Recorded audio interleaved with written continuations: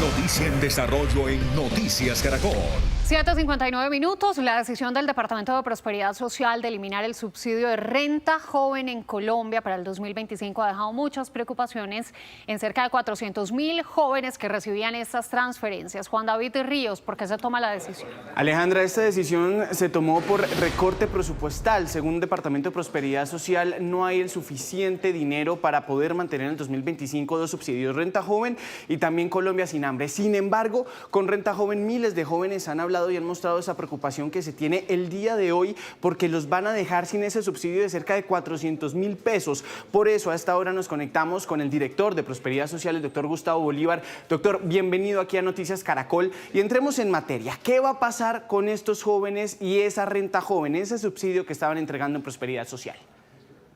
Muy buenos días a todos los televidentes y un feliz año para ustedes y también para los televidentes. Pues bueno, mira, como es conocido, nosotros en Prosperidad Social hemos recibido un recorte para 2025 del 50% del presupuesto.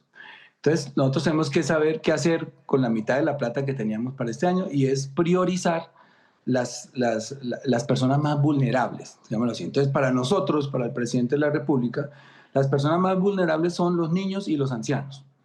Y a los ancianos no les vamos a hacer ningún recorte, al contrario, con la entrada en vigencia de la reforma pensional, se les va a aumentar la mesada de 80 a 230.000 pesos a las mujeres mayores de 60 años y a los hombres mayores de 65. Hoy solo reciben 80.000. Y también se va a ampliar la base. Ya no le vamos a pagar solo a 1.700.000, sino a 3.100.000 viejos y viejas. Entonces, ahí va a haber, digamos, una mejora. Y en renta ciudadana sí hay una disminución. Rentas ciudadanas lo componían la economía del cuidado, que son las mujeres cabeza de familia y que tienen hijos menores, los niños, y también un programa que se llama Colombia Sin Hambre. Ese sí nos toca desaparecerlo. Tengo que ser muy sincero y decir la verdad. Y uno de los programas que estaban en veremos es el de los jóvenes, porque nos preocupa, aunque hay que hacer una transición, el presidente me ha dado la orden de que hagamos, y al Ministerio de Educación de que hagamos una transición en la renta joven entre pagarle a los jóvenes una mensualidad o hacer bienestar universitario. Entonces, lo que vamos a hacer es que para este año nosotros estamos consiguiendo los recursos para poderle cumplir a ese programa. No los tenemos todavía, hasta anoche habíamos ya recuperado buscando rubros, quitándole a uno y a otro ya la mitad de esa plata. Para que tengan una idea, son casi 500.000 millones, 500.000 millones, medio billón, lo que cuesta ese programa Renta Joven, que se le paga solamente a jóvenes que estudian en universidades públicas y en el SENA. Y ya tenemos cerca de 250.000 millones conseguidos para ese rubro. Sí, director, usted habla que se va a desaparecer entonces Colombia Sin Hambre. ¿Qué alternativas va a haber para cerca de 3 millones de hogares, incluso que recibían este subsidio de máximo unos 400.000 pesos también, hogares obviamente que se encontraban en la pobreza? ¿Qué va a pasar con estos hogares? Mire, lamentablemente este subsidio en su gran mayoría estaba cayendo y prácticamente que el Estado estaba subsidiando a los gota a gota, esos prestamistas, agiotistas, a veces criminales. ¿Por qué? Porque la persona, sabiendo que recibe su subsidio, se endeuda y tiene que pagar unos intereses exorbitantes. Nunca sale de la pobreza.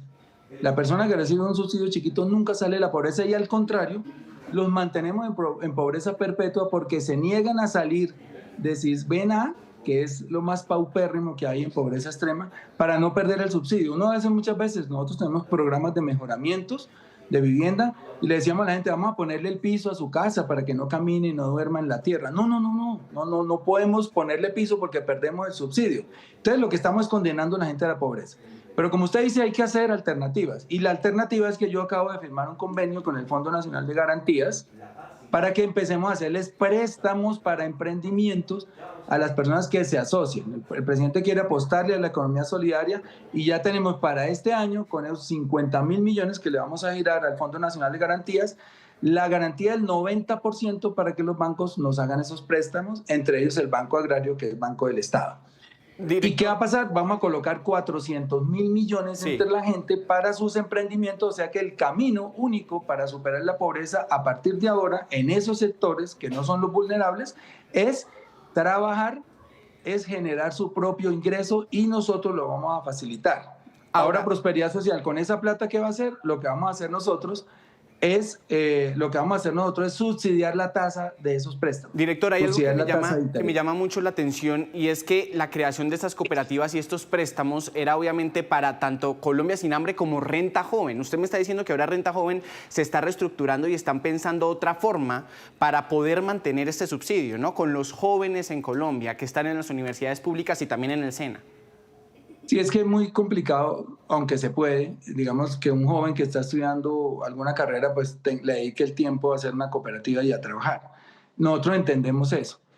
Pero lo que el presidente quiere es que en vez de estarles dando migajas, les creemos un sistema de bienestar universitario gigantesco, y en eso estamos ya en charlas con el ministro de Educación, que consista en que haya cocina y comedores comunitarios en las universidades para que puedan comer a bajo precio, 2.000, 3.000 pesos un almuerzo, y para que haya unas sala cunas para que las mujeres que tienen hijos puedan ir a estudiar tranquilas y se les cuiden los niños, entre otras cosas, digamos, lo que es el bienestar universitario. El presidente prefiere eso a estarles dando migajas, porque no alcanza para ni una cosa ni para la otra. Entonces, digamos que esa va a ser la transformación que va a tener la renta joven, que se llama Jóvenes en Acción Antes, pero digamos que para no hacerla tan brusca esa transición, ya tenemos asegurado, digamos, para el pago de este primer semestre, mientras vamos acomodando lo demás caminando hacia el bienestar universitario. Sí, esto parece un Tetris, director.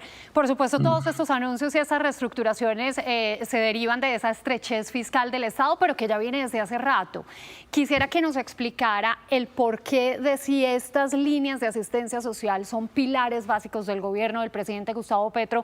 No se le asignaron los recursos desde hace rato para garantizar la asistencia de los millones de colombianos que dependen de ella. Bueno, mire, porque digamos que cuando el equipo de gobierno, el equipo económico se sienta a hacer un presupuesto, pues se encuentra con que hay un faltante, que eran 12 billones de pesos. Entonces, se presenta una ley de financiamiento al Congreso, pero el Congreso la niega, ni siquiera la discutieron. Entonces, ese faltante, esos 12 billones, este ejercicio se hizo esta semana en Cartagena con el presidente y con todos los ministros, los directores, el equipo económico, era empezar a buscar en qué rubros podíamos encontrar esos 12 billones para no desfinanciar el presupuesto. Afortunadamente se encontró, y mucha parte de esa plata se encontró en funcionamiento. O sea que una parte de esos 12 billones se sacrifica a funcionamiento, es decir, contratistas, eventos, cosas como estas, y una parte menor es definitivamente de inversión. La inversión es lo que hacemos nosotros, lo que hacen las carreteras, los acueductos, etc. Y el funcionamiento, pues es el funcionamiento del Estado. Así que ya se logró, el presidente yo creo que en pocas horas o a más tardar mañana despide ya el decreto completo con el recorte, y ese ejercicio se hizo. Es doloroso, pero ¿de qué se deriva? De que nosotros, para poder financiar los 12 millones, presentamos una ley de financiamiento que al final no se aprobó. Pero además de la ley, de la reforma tributaria que se hizo en el primer año de gobierno, en 2022, la Corte nos tumbó un pedazo.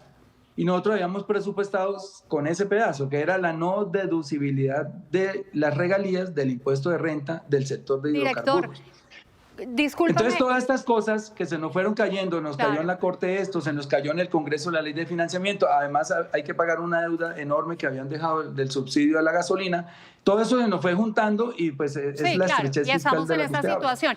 Pero corríjame si estoy equivocada, en el presupuesto general de la Nación ya tenían un recorte. O sea, esto no es solamente porque se hundió los 12 billones de pesos de la ley de financiamiento. Ustedes en el presupuesto ya tenían un recorte. El Departamento de Prosperidad Social, por ejemplo.